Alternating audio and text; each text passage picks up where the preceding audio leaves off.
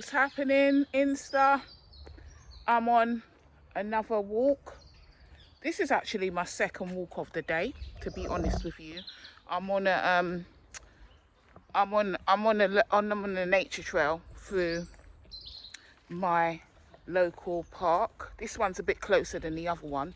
At the moment, this is the first time I've taken out the selfie stick because I get a bit fed up of just holding the phone with my hand. So as I'm walking, yeah, if you see me batting away things and stuff, it's because there's all kinds of creatures around here.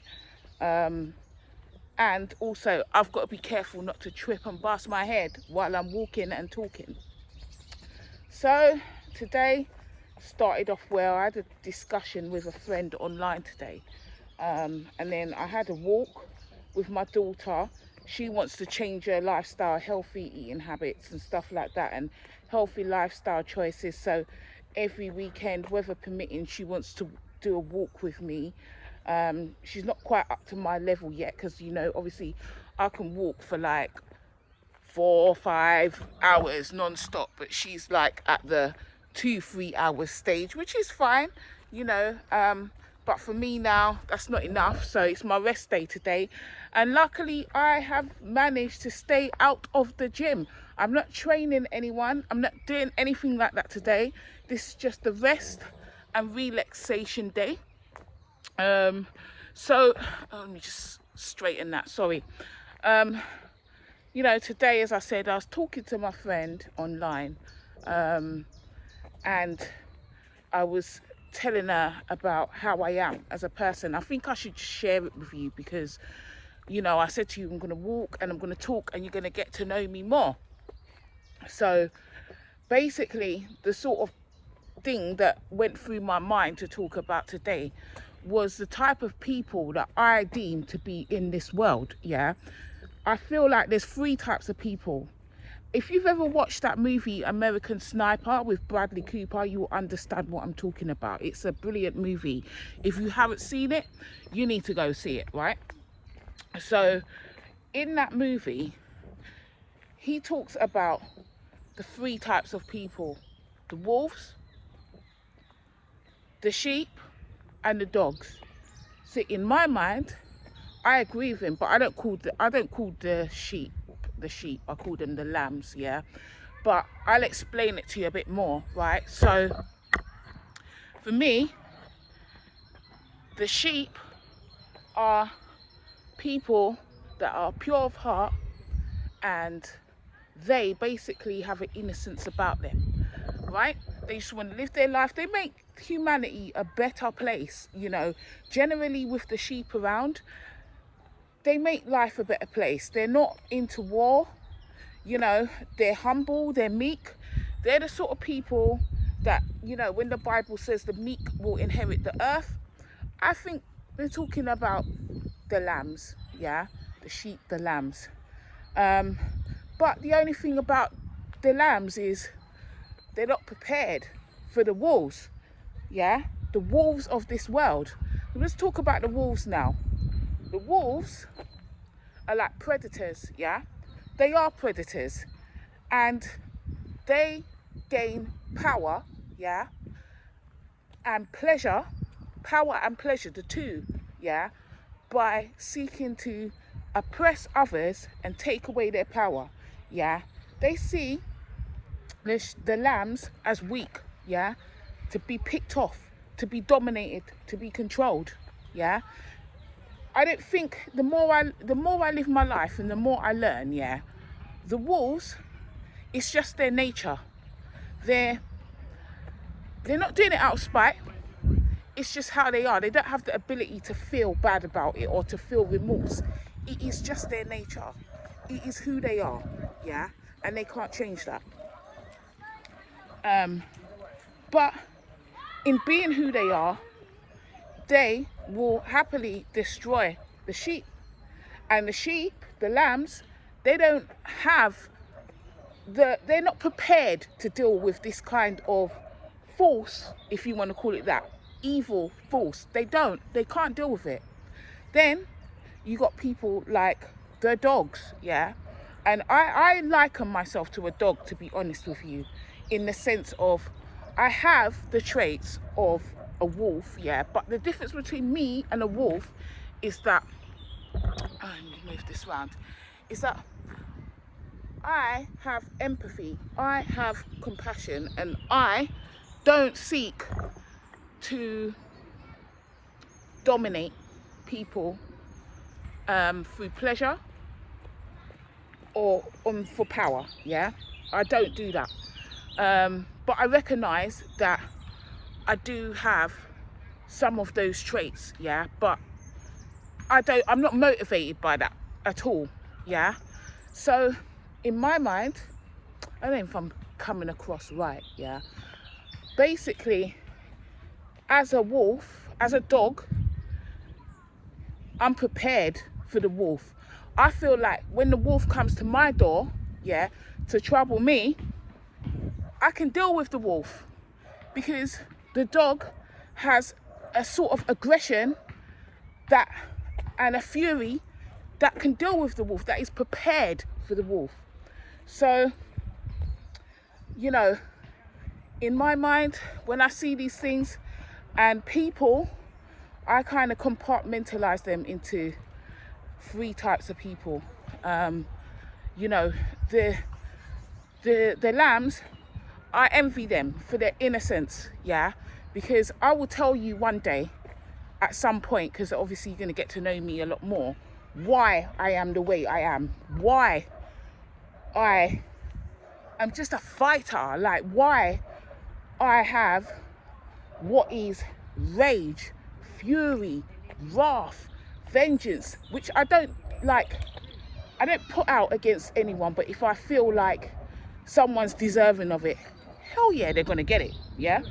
But I don't look at the world in the form of an innocent way that the sheep do, the lambs do. The lambs, they've got this innocence about them that is beautiful, you know. They take people at face value. They just want the world to be a better place. They don't have that fight in them. They don't, you know, they've still got that innocence, and they can live their life in a way that I can't, to be honest with you. I can't live my life that way. I feel like as a child, that was taken away from me by wolves. And again, I'll explain that it's not a video for right now, for me walking up and down and for people to be listening to me talking about it. I need to be in some kind of secluded spot, sat down with the tripod, not walking up and down talking to you about this. But yeah, I mean, even when you're young, right, and you see those, you hear about those nursery rhymes, the 3 little pigs, the Billy Goat Gruff, yeah, Hansel and Gretel, Little Red Riding Hood. You understand that they're telling you a story about, you know, wolves and lambs, yeah, and the predators coming to destroy the lambs. But someone needs to rewrite those stories anyway, because, like, you know, the 3 little pigs, the little pigs, they should have banded together and effed up the wolf. Yeah, they should have, you know, or one of them should have invited the wolf into the house on purpose and messed him up, had the fight. But they don't have the fight in them. I mean, it did end up well in the end. I can't really remember how the story went fully, but I know the wolf ended up maybe boiling up or something. Little Red Riding Hood, you see how the wolf ate the granny, dressed up in the granny's clothes and was tormenting the girl. Like, you know, these stories tell you something about the nature of people, yeah. Unfortunately, in most of them, even the Billy Goat's Gruff, you know, no one is willing to fight the wolf, but someone has to fight the wolf, yeah. Because in my mind, where I've got so much rage and anger from things that's happened to me in the past, I feel like I have to preserve the lambs, because if I don't, yeah, if no one protects the lambs, if no, you know, in my mind, they're the only ones that bring me peace, because when I'm with them, I don't feel that I have to fight, yeah. I do not feel that way. I see hope when I'm with the lambs. I see the innocence, I see the hope, I see that people aren't as bad as, you know, not everyone is as bad. I can look through, I can sort of look through the world indirectly through their eyes, and that's a beautiful thing. You know, for me, and in that time, I experienced some peace that I don't usually have. Like, I don't really feel that I have much peace. I've got fury, anger, rage, venom, wrath rolled up all in me all the time. It's there. You know, I keep a lid on it, but it's there. You know, and when I go to the gym and I do weights and I do, you know, and I walk like this, basically what I'm trying to do is take off some of the pressure off the pot, so to speak, you know, release some pressure so that I don't fully blow, you know. But basically, in my mind, if no one protects the lambs, the wolves will pick them off one by one, because the lambs, even if they want to fight a little bit, they're not prepared. They're not prepared for that evil out there, yeah? They don't have the aggression necessary to deal with the wolf.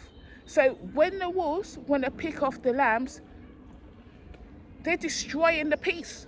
And every time I see that, I feel like they're destroying a part of me. Do you understand? Because at the end of the day, if I sit there and allow it to happen, then all I'm doing is basically being a wolf, just sitting on the sidelines. I'm just the same, and I'm not that. I have their traits, but I'm not that. Yeah, you know, so I don't want a situation where it's just me and the wolves, yeah, or just the wolves and the dogs, because when it's just the wolves and the dogs, there's no peace, there's no hope for peace. It's just war, yeah, and therefore, you know, there has to be that other element there. Do you see what I mean? But the reason why I am the way I am is because as a child, and I ain't saying this for you to feel sorry about me at all, but you need to understand why I am the way I am, is because I was tormented by the wolves.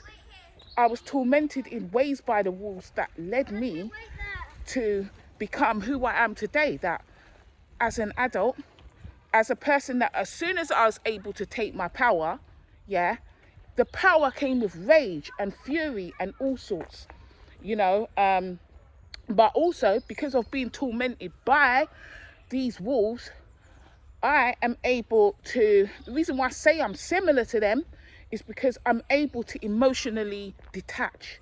Like, and I mean that in the sense of I can emotionally detach from people, even the most nearest and dearest to me.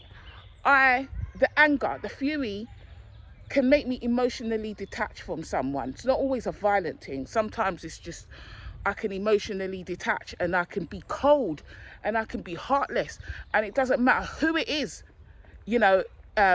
If I detach, you know, I can do it. And, you know, people say to me, oh, but this is this person or this is that person. How can you feel this way? And I don't know why I can do this, yeah? Well, I do know why I can do it, but, you know, the difference is that I don't feel that way all the time. Do you see what I mean? I don't emotionally, I don't feel like I can do deeds to people, you know, take power over people, do horrible deeds to people for pleasure and emotionally detach from it. I have compassion, I have empathy, you know, but the whole emotional detachment, I can do that. Do you see what I mean? I can do it like a sociopath, like a psychopath, honestly. And sometimes that worries me, you know. It really does worry me. I have been to counselling as well because of certain things in my childhood, which again I will discuss with you another time. And that sort of got rid of the rage that I had, which was rage that gave me even psychotic thoughts, you know, for holding things in for so long, you know. But now I don't have psychotic thoughts, but I can emotionally and socially detach. And I am a bit of a introvert at times. You know, to most people, when they talk to me, they think, oh yeah, I'm all right. I'm like, you know, I'm social, I can talk or whatever, but I'm not really. I am to a point, but you know, I think from my childhood where I wasn't a bit like a dog. If a dog doesn't socialize, if it's not given socialization properly, then there can be issues later on. So like for me, I wasn't freaking flies, sorry. I wasn't really able to socialize and form bonds with friends and people much as a youngster. You know, that was all controlled for me. You know, and in that respect, I find it hard to maintain friendships. I find them hard work overall, like, because a friendship is a two-way thing, yeah? So basically, if you've got a friend, then you have to phone them, you have to contact them, you have to keep, you know, all that sort of stuff. And the thing is, with me, it doesn't come as second nature. I have people that I regard as friends that, like, I won't talk to for 2 years, 3 years standardly, and that's fine. And it's like, you know, sometimes friends will say to me, why didn't you call me? Did I do something to you? And it's not that they did anything to me, it's just that it's not just friends either, it's family too. Like, it's not that I did it on purpose, it just doesn't come as second nature to me because I wasn't socialized in that way as a young person. I mean, I worked hard to make sure that my daughter is nothing like that, you know, that she was able to form social bonds, socialization, and maintain friendships from a very young age. You know, I never dictated her friends who they were. They didn't have to be, you know, children of my friends or things like that. You know, I don't agree with that. So that was something that I managed to change, you know, and break that cycle for her growing up. But for me, you know, I kind of feel like maybe the damage is done. I'm trying now, actually, now that I'm, you know, becoming a different person and evolving. I am trying to be a different person. You know, I have been reaching out to people, to, you know, my family, to my friends. And, you know, I know it probably seems so strange to them as well when I do, because this is not my nature. But, you know, I really do need to try and come out of that. Do you see what I mean? But yeah, I wanted to talk about that. I wanted to talk about the wolves, the lambs, and the dogs. You know, the dogs, it takes a special kind of person to deal with the evil of the wolves. Do you see what I mean? And like, you know, there's something about us that is innately like them, but we're not the same, you know. We're not the same at all, and I loathe them, you know, but I feel that someone has to stand up to them, because if no one stands up to the wolves, what do you have? You just have the wolves picking off the sheep, and then you're left with the wolves. And then what do the wolves want to do? The wolves want to come and flipping trouble people like me. And then what? We got eternal war, because you ain't going to dominate me. You are not going to overpower me. You are not going to take pleasure from taking my power. Hell no. I will destroy you first. Yeah, so that's what it's like, basically, you know. So when I went out the other day, and I told you I went to the steakhouse with 2 of my colleagues, you know, I regard them as lambs. They're like, you know, they're lovely people. When I'm with the lambs, I'm a better person for it. They make me a better person, because I don't want a war. Oh, shut up, Siri 24 blah blah blah split place. Anyway, so yeah, it makes me a better person. You know, I don't want a war. I don't feel that I have to fight people all the time. I don't feel, you know, that rage, that fury, it's never gonna go, but it's suppressed when I'm with them. Do you see what I mean? And it makes me want to protect them as people, you know, because, you know, you protect your own, right? And, you know, actually it's not even enough to do that. You need to be able to protect people that are in a less fortunate position than you, and not allow evil to carry on. When you see it, to stop it, because if you don't, you're just an enabler. You enable that shit to happen. Do you see what I mean? So for me, I'm trying to surround myself nowadays with what I regard as lambs, yeah, because it brings me peace. Do you see what I mean? But I do need to do further work anyway. I do believe I need to do some further work, because it's like, unless I'm with people like that, or I am basically by myself, self-isolating, I feel like there's too much that can trigger me, and the rage is unpredictable. Do you see what I mean? And for me, that's dangerous. Having rage that's unpredictable, that I feel like I can control it, but then something will happen. Someone will trigger something, and oh my God, I will just blow.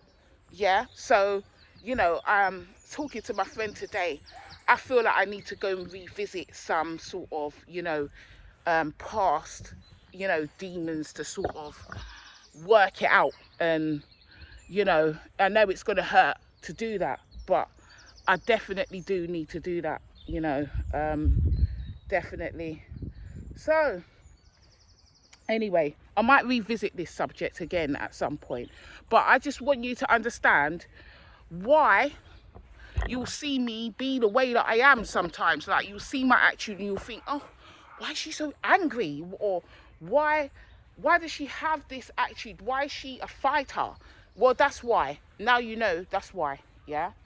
You know, it's hardened me, like, to the world, to certain points, to be tormented by the wolves at a young age. You know, has made me harden my heart to a point. You know, that I just, again, I don't have that sort of innocence. Like, you know, my ex used to say to me, oh, Natasha, you just have this pessimistic attitude. Like, you know, you just don't see people in a favourable light. You automatically think the worst of people before they've done anything to you. And it's like, well, yeah, because, you know, you might not be aware of the evils in this world, and maybe it's not happened to you, why you can automatically give people the benefit of the doubt. But nah, not me. You have to prove yourself, or you're just getting lumped in. Yeah, because when things happen to you, you have to be cautious. Do you see what I mean? You really do have to be cautious. You can't have that. Maybe that's, you know, you get that when you have that innocence, when you haven't been troubled in your life in that sense. You haven't been tormented. You haven't had people prey on you from a young age. You know, all I remember is when I was young, feeling like, I can't wait till I get older. I can't wait till I'm strong enough to fight off this, or, you know, stop that. Because as a youngster, you know, as a young child, not being able to have control and the power to save myself from certain situations meant that as the years went by, and I grew older and I grew stronger, by the time I could take my power, that's all I can say. Do you see what I mean? So anyway, enough of that. On a more positive note, at the moment, I am walking through this park. Did a bit of a nature trail. I'm going through another part of the park now. It's a really lovely day. Let me just turn it around for you. See, the sky is blue. There's not a cloud in the sky. It is beautiful. Even right now, I'm just in my sports bra, walking up and down. Like, you know, I took off my jumper, took off that shit, and here I am, just in my sports bra, just walking up and down. Like, there you go. I can only show you so much, you know what I mean? But today, now my daughter went out, and I woke up from my sleep. Oh, it was a glorious sleep. 4 hours. Oh God, so good. Oh yeah, that's the other thing I want to say, right? So, you know what? I used to smoke weed. I used to smoke a lot of weed for a long time, and it's been 5 weeks, yeah, and I haven't smoked anything, yeah, and I don't drink since I started eating animal based. Well, it's literally carnivore, but let's just call it animal based, because I do my own thing. I eat what the hell I want to eat when I want to eat it sometimes. So mostly meat and animal fat and animal byproducts such as cheese. No, not cheese. I don't do cheese. I don't mess with cheese anymore. But milk, raw milk, and yogurt and that and stuff. But anyway, since I started that way of eating, I just don't like alcohol. And I used to be a big mojito. I used to love mojito, you know. I used to love a cocktail. When I'm talking about cocktail, I used to love mojito. That's my favorite. Yeah, that was my favorite. And then I like Capriana. I like that as well. I love a pina colada. One of my best memories was with my ex on one of Cuba's islands, just lying down on the beach with the waiter coming in the white sand, just bringing me a pina colada, just lying there in my bikini thinking, this is the life. But I loved cocktails, but now, you know, with the whole alcohol situation, I'm just not really into it now. My taste buds changed. So, you know, it's just like, I don't smoke now, and I don't drink any alcohol. And I used to drink alcohol because I used to not drink alcohol, sorry. I used to smoke because it was just easier to it was just a lot easier to deal with people, like, and my mind races a lot. My mind thinks over time about so many things. So being able to smoke weed, it sort of numbs, it sort of calms down my thoughts, it slows them down, you know, which is what I felt that I needed to do. And then also triggering people trigger me. I feel like it just ramps me down 2 or 3 notches, so that I'm a more calm version of myself. So not having that now, you know, but to be honest with you, it's not been too bad. Like, you know, I think the holistic treatments that I've been having, the reflexology, the aromatherapy, the spa, you know, continuing the walking, you know, the gym, all of these sorts of things, and reaching out to other people, things like that, I feel like that has helped. Oh, my things are dropping down. Hang on a sec. Oh, cardigan's dropping down. I overdressed, yeah. Hold on. I overdressed to come out because this is Britain, yeah. You don't know what the hell's gonna happen out here, yeah. You could be walking out here and it's sunny, and then in an hour is hailstone. You don't know what you're getting here. So, you know, I've got layers basically. But yeah, I do miss weed, because you see me, I like smoking weed more than Snoop Dogg and Bob Marley rolled up into one.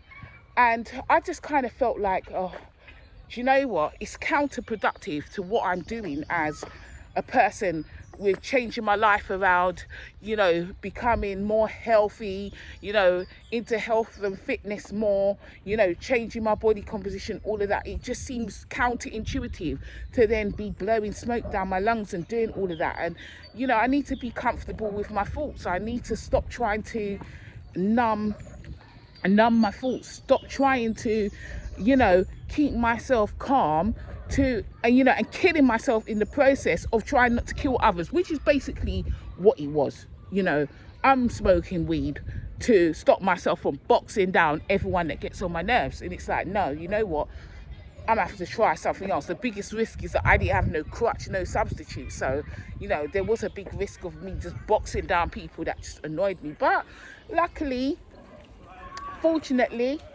thankful to God, I haven't cracked. Well, saying that, there was a situation last weekend where I was walking up the road and some man did something that triggered me, and he just got cussed off literally on the road. And my daughter was very stressed, and she said to me, you know, Mum, your rage, it doesn't match like situations. Your rage is like tenfold, you know, and it is tenfold. So, you know, and just as I think that I'm doing well, like I feel like, yeah, I'm just, you know, I haven't blown for months or years or whatever, bam, something happens and it all comes out, mate. It all comes out. Luckily, you know, he just got some verbal abuse from me. He deserved it, don't get me wrong. I'm not doing this to people that don't deserve it. He deserved it. But my daughter was like, Mum, you could have just like, walked across the road, or you could have just not said nothing. But it's a principle. Don't mess about with me, yeah? Do not say stuff to me to upset me, and know that I do not think that I will not say something back, because this is it. This is what I'm talking about. Wolves, yeah? They think that they can tell you anything. They think that they can do anything. They think that you must cater to them. You must pander to them. And it's like, no, I will not, yeah? Someone needs to stand up to you. So that's what that was. You know, the man got more than he bargained for. I might have ruined this Saturday, but it is what it is. He should have kept his mouth shut, and he should have been a bit more considerate. But anyway, yeah, so I am completely green free, yeah, and I thought it would affect my sleep more. Oh yeah, and I don't drink any coffee now either. I don't know if I told you, yeah, like since I started back, since September or so, no, I would say from the beginning of this year, I sort of stopped drinking coffee again. I was never a strong drinker. I used to just have it in the morning, but 1 cup a day, black coffee in the morning. But I stopped that now. Like, I started dry fasting. I'm on a dry fast today, actually. My appetite, since you know, it's been out of control. I don't usually eat every day. I don't know if I told you, like, I eat Monday, Wednesday and Friday usually. Saturday and Sunday I don't eat. Tuesday I don't eat, and Thursday I don't eat, because usually I'll, like, one of those days I'll go into the office and I'm too lazy. I just can't be asked to take food, cook it from the day before, do all of that, because you know what, I like hot food. I like hot fresh food in the winter. In the summer I don't mind cold food, but again, it has to be freshly prepared. I'm not really into taking all these glass containers with all this food and doing all of that. So for me, you know, basically I just fast. I find it easier to fast, and then it's liberating as well, not having to take all of that stuff, and just being able to go where I want to go and do what I want to do fasting. I don't have to worry about food or water, because I don't drink either. When I'm fasting, I find dry fasting to be a hell of a lot easier than water fasting. So you know, and again, like, you know, I told you in one of my posts that I do manipulate mass in, mass out, but not by counting calories, because, you know, I'm not saying that calories in, calories out is a fallacy, but it's not predictable enough for the results that I would want. Do you see what I mean? So for me, it's about mass in and mass out, and mass includes all food and all water. You know, if I want to manipulate my mass, then I find it easier to just fast. Basically, I can just dry fast and say, yeah, I want to manipulate my mass.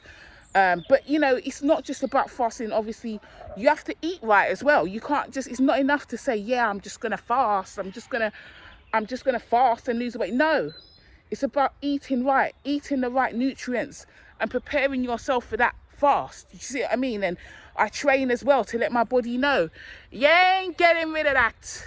No, I need it daily. I need it on a daily.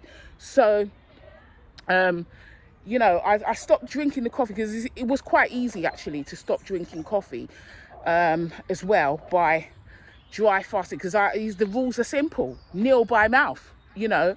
So with that in mind, coffee stopped. No more coffee for moi.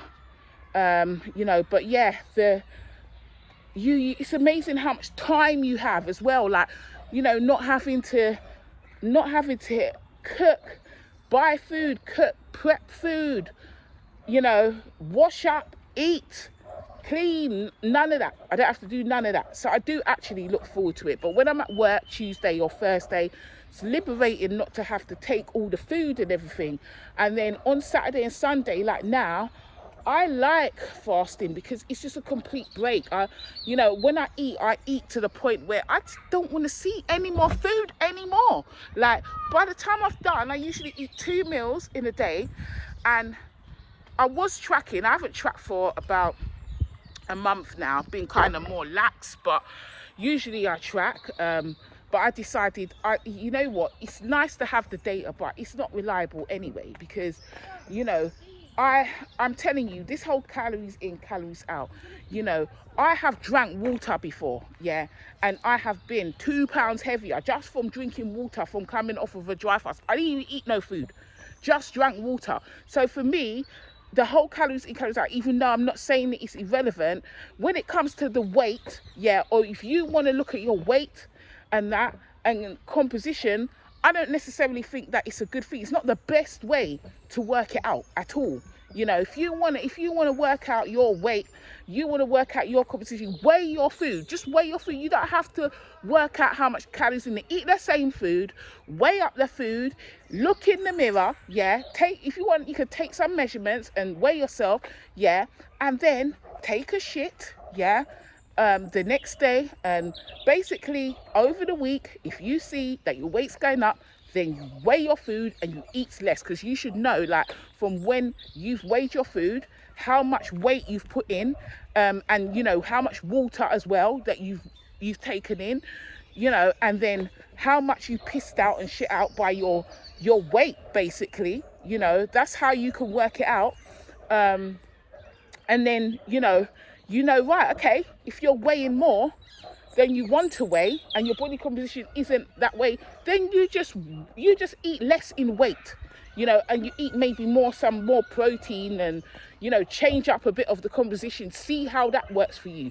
But to sit there and work out how much calories, when that shit is wrong half the time anyway, you know, that 20% can be off, and you know, it's just, you know, 1 ribeye, 2 ribeyes from the same cow, the same place, like, it's not going to necessarily be the same calories. So it's just a joke, really. I just think it's a joke. It's not reliable enough for me, and for me, I need to see results. I honestly, I'm a person, I ain't about just doing something and blindly hoping that it will work, or, you know, having to drastically undereat to make this thing work. Nah, that's not for me.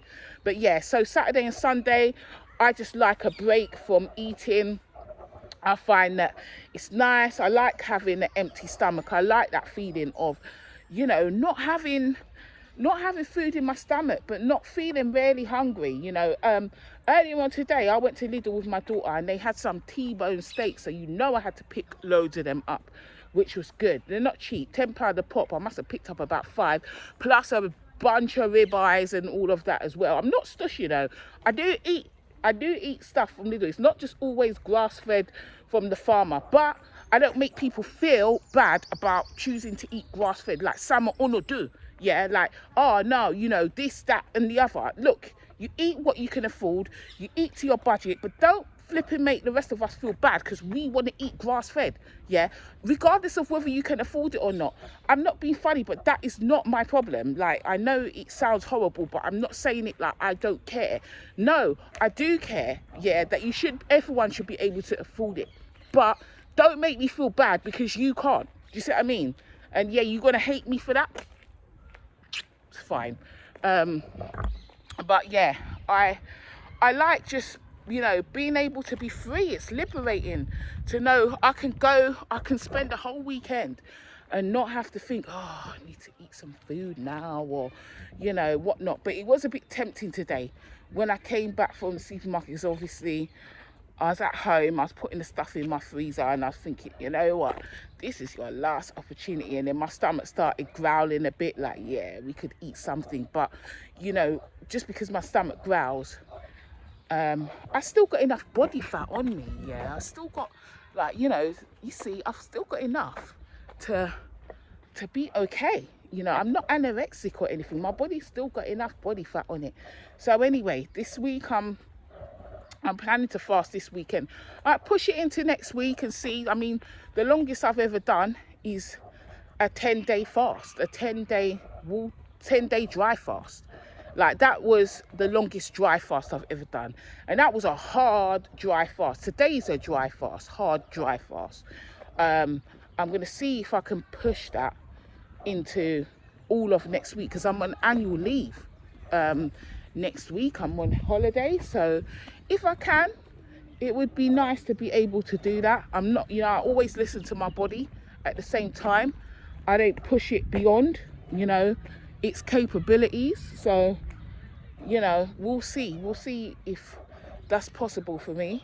I think it will be, but I want to get on track back again, and I don't really want to step on the scale because I've been eating every single day for about 2 to 3 weeks, just every day, and that's not like me to eat like that. So, you know, I don't know what damage I've done. I don't feel like I look much different, but I ain't ready to step on the scale yet. But I know I've not done enough damage that I just feel awful about myself. You can see the sky now. You see how it's just blue. There are some clouds there, but you know, overall, it's really, really nice out here today. And it's warm in the sun, really warm in the sun. I think I'm going to sit down for a little bit while I talk to ya. You know, let me just pause my walk. That's it. Pause my walk and sit down and talk to you. So today I've got like I've got a wake to attend later because my brother-in-law's sister died the other day, and she was only about 4 years older than me, you know, so I don't even think she was 50, to be honest with you. Dead and gone. Like, you know, tomorrow is not promised to any of us, to be honest with you.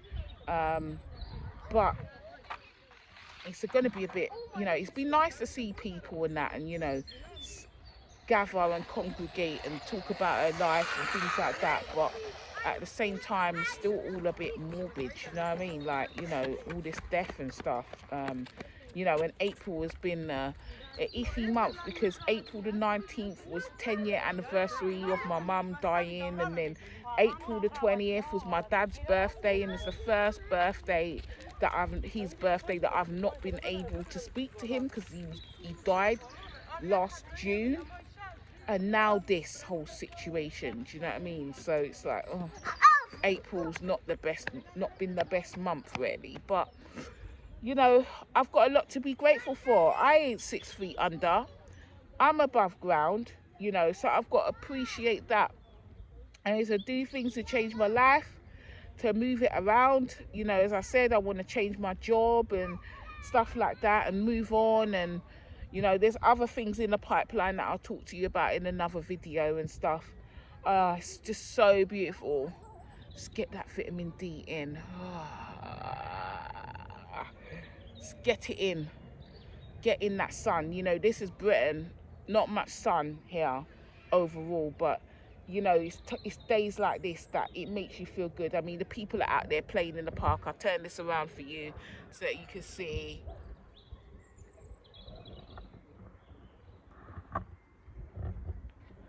Yeah, loads of kids out, and it's just really gloriously nice today, you know. So yeah, but I've got a lot of time, so I'm just sitting there talking to you because I ain't eating, I ain't drinking. So, you know, you'd be amazed at how much time you got to while away and do stuff. And I'm not at the gym today. It's just relaxation day. I was going to actually do an even longer walk today, but because I've got to go to this wake, I've got to get back. But I'm looking forward to seeing my sister a bit later because I started reconnecting with her. And that's been really nice to just reconnect with her, you know, after all this time, because she always used to check for me, but because of the way I am, you know, I never used to really respond back, and you know, it never used to happen back. But I just kind of forced myself on April Fool's Day to just make a change, and since I've been making that change, you know, it's not been as hard as I thought it would be, you know. And the response that I've had, you know, it's been lovely, especially for my sister, you know, to be able to bond with my sister again after all these years is just priceless, really. But yeah, I'm gonna go now. I've just talked and talked and talked. I could talk all day to you, but you know, got things to do, and so do you. Both of us do. So I'ma love you and leave you, okay? Ciao, ciao.